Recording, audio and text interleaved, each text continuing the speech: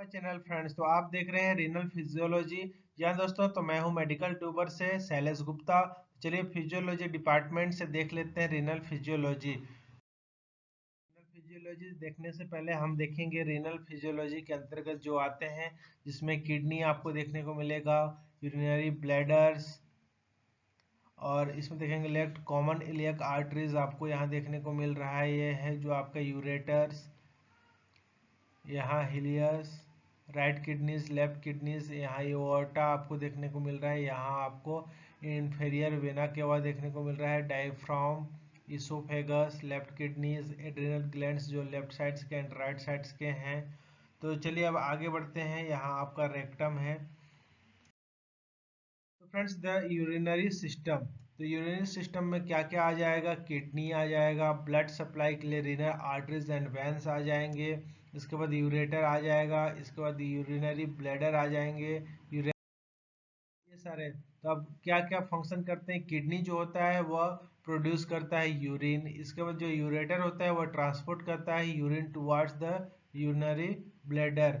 आप यहाँ देख रहे हैं जो यूरेटर्स ये आपका है, यूरेटर्स ट्रांसपोर्ट करते हैं यूरिन को यहाँ ब्लैडर तक। एंड यूरिनरी ब्लैडर जो होता है टेम्पोररी स्टोर यूरिन पेरियर और एलिमिनेशन।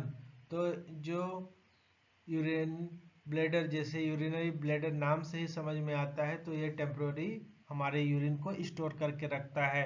इसके बाद आती है यूरेथ्रा। तो यूरेथ्रा जो होता है वो conducts urine to exterior, urine को बाहर करने का कार्य करता है।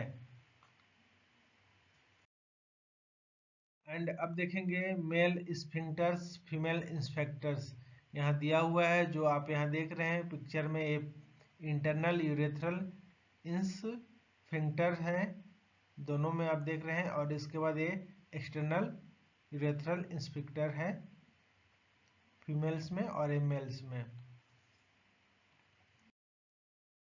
अब function of the kidney: water balance, electrolytes balance, plasma volume, acid base balance and osmolarity balance. इसके बाद एक्सर्शंस और हार्मोन सिक्रेशन करते हैं। फंक्शन ऑफ किडनीज स्ट्रक्चर्स, तो किडनी में जो स्ट्रक्चर्स जो मेन है, पहला capsules, the outer membranes that enclose supports and protects the kidneys. तो ये आउटर लेयर होता है जिसको हम कैप्सूल कहते हैं, आगे डायग्राम में भी देखेंगे। इसके बाद नेफ्रॉन, तो नेफ्रॉन जो होता है वह the physiological unit of the kidney used for filtration of blood and reabsorption and the secretion of materials.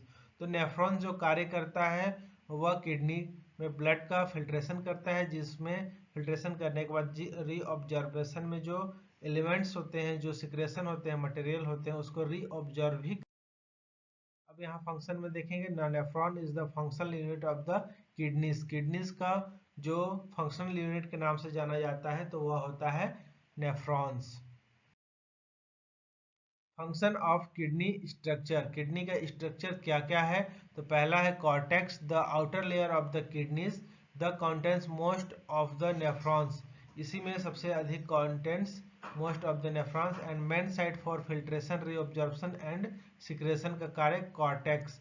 And next होता है मेडुला, जो inner core of the kidney होते हैं, that contain the pyramids, column, papilla, साइलसेस, pelvic and parts of the nephron not located in the cortex use for salt, water and urea absorptions. तो ये दो parts बहुत बहुत महत्वपूर्ण होते हैं, कॉर्टेक्स एंड मेडुला। यहाँ कॉर्टेक्स देख सकते हैं, आउटर लेयर है कॉर्टेक्स, जहाँ आप सबसे अधिक नेफ्रॉन्स पाए जाते हैं। एंड जो आप देख रहे हैं रेड कलर में यहाँ आपको सीन हो रहा होगा। नेक्स्ट है फंक्शन ऑफ किडनी स्ट्रक्चर्स।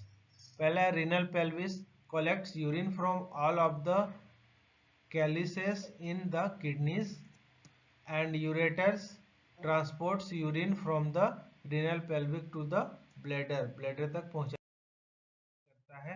अब किडनीज का एनाटोमी देखेंगे, तो किडनीज में आप यहाँ सबसे पहले देखेंगे यहाँ हिलियम, इसके बाद renal arteries and renal vein आपको यहाँ से देखने को मिलेगा। ये नीचे जो रेड कलर का दिख रहा है वो रीनल आर्टरीज, एंड इसके बाद जो नीचे उसके ऊपर जो दिख रहा है हमारा नीला कलर का और रीनल वैन होता है। रीनल पेल्विस, यूरेटर, यूरेटर ये जो गया है। इसके बाद मेजर कैलिक्स, ये कैलिक्स है, एंड माइनर कैलिक्स आपको यहाँ देखने को मिलेगा, and fibrous capsules, renal columns, इसके बाद रीनल पिरामिड्स, ये आपको देखने को, renal papilla and renal medulla, and ये वाली जो आउटर लेयर होती है वो होती है कॉर्टेक्स, और इसी से छनन होता है या फिर इसी में जो नेफ्रॉन्स रहते हैं वह उपस्थित हो। अब है 3 basic renal process.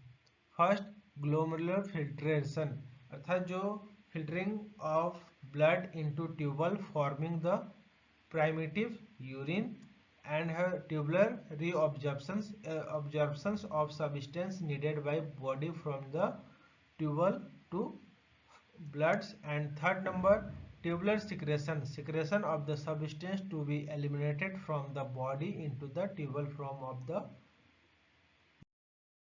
Next, basic renal process.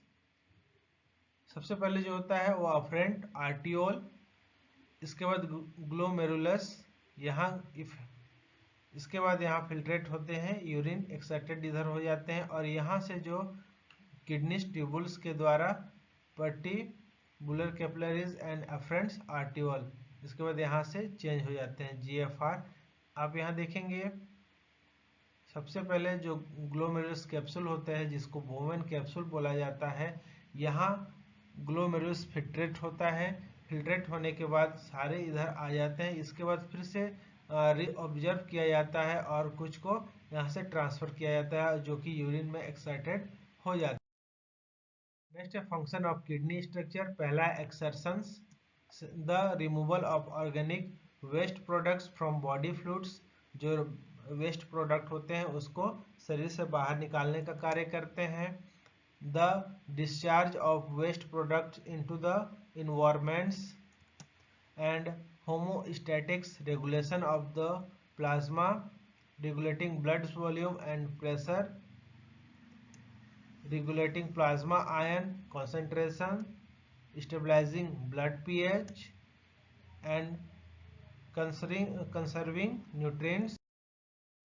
Function of kidney structure के अंतर्गत फिल्ट्रेट ऑफ द ब्लड्स, तो ब्लड का फिल्ट्रेट जो होता है occurs in the glomerulus of the kidney and nephrons, contributes to homeostasis by removing drugs, toxins, waste जैसे में urea, uric acid, creatinine and bilirubin, and secretion जो होता है ऑफ एक्सेस मटेरियल जो अधिक मात्रा में होते हैं, and assist filtration in removing material from the bloods water and electrolytes sodium and potassium, and contributes to hemostasis by preventing a buildup of creatinine materials in the body such as drugs, waste, and etc.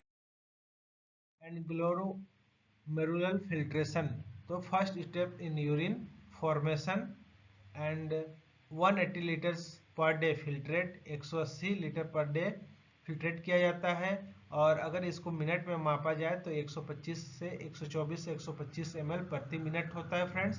And entire plasma volume filter 65 times per day, and protein not filters. Forces involve in glomerular filtration, जिसमें देखेंगे glomerular capillary blood pressure plus होते हैं, and plasma colloid osmotic pressure negative हो जाते हैं, and Bowman's capsules hydrostatic pressure भी negative, and net filtration pressure equal यहाँ आ जाता है। अगर आपका ग्लोमेरुलर कैपिलरी ब्लड प्रेशर 55 है और प्लाज्मा कोलाइड्स ऑस्मोटिक प्रेशर 30 और बोवेन कैप्सूल 15 प्रेशर है तो इसको माइनस हो जाएगा, और आपका ग्लोमेरुलर कैपिलरी जो प्रेशर है वह प्लस होगा। इसके बाद करने के बाद जो टोटल आएगा वो नेट फिल्ट्रेशन प्रेशर कहलाता है। तो आप इसमें देख सकते हैं 55, इसके बाद 55 में 30, इसके बाद 15, इसके बाद -10 बचता है फ्रेंड्स। नेक्स्ट है ट्यूबुलर रीअब्जॉर्प्शन, तो पहला वाटर 99% रीअब्जॉर्ब कर लिया जाता है, इसके बाद सोडियम भी 99.5% रीअब्जॉर्ब किया जाता है, और यूरिया 50% रीअब्जॉर्ब, एंड फिनॉल होता है वो 0% रीअब्जॉर्ब होता है। अब है by passive diffusion, by primary active transport sodium and by secondary active transport sugar and amino.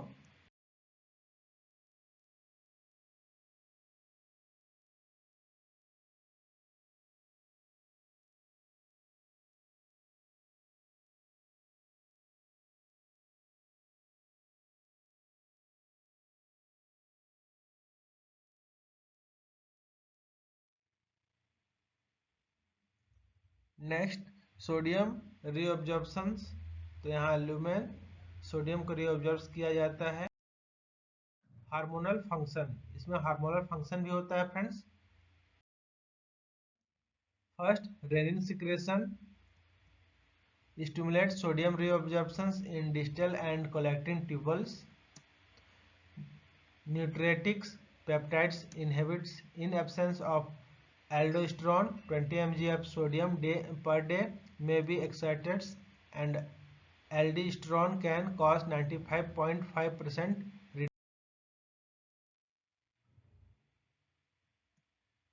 Activation of vitamin D second work, जिसमें आप देखेंगे फ्रेंड्स कि जो vitamin D made in the skin is converted to vitamin D 3 by the kidneys mainly in the proximal involuted tubules, and by activity of 1-alpha hydroxylase enzyme facilitated by parathyroid hormones and activate vitamin D3 assist hemostasis by the increasing calcium absorption from the digestive.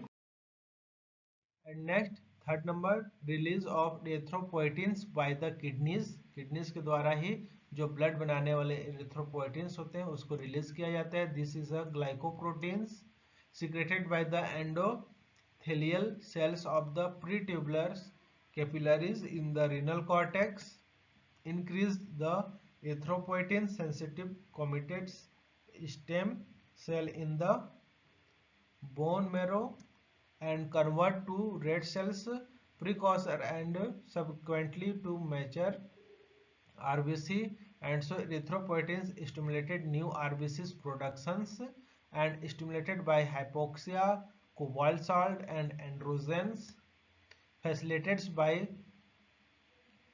catecholamine via Wade's adrenergic receptor and by the alkalosis that develops in the high altitudes, and 50% of erythropoietin secreted by the livers, and new RBC assistance hemostasis by ensuring adequate oxygen and carbon dioxide transports.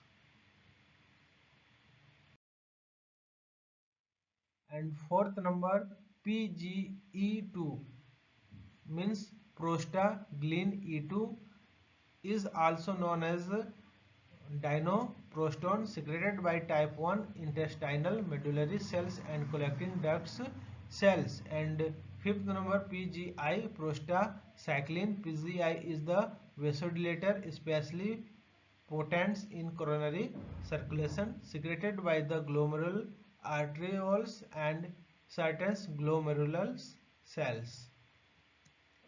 And release of prostaglandins. Prostaglandins dilates kidney blood pressure vessels and contribute to homeostasis by maintaining blood flow in the kidneys, and concerns with the auto-regulation of the GFR and RBF, and certain PGS stimulated renin secretion. Thank you for watching. Have a good day. Jai Hind.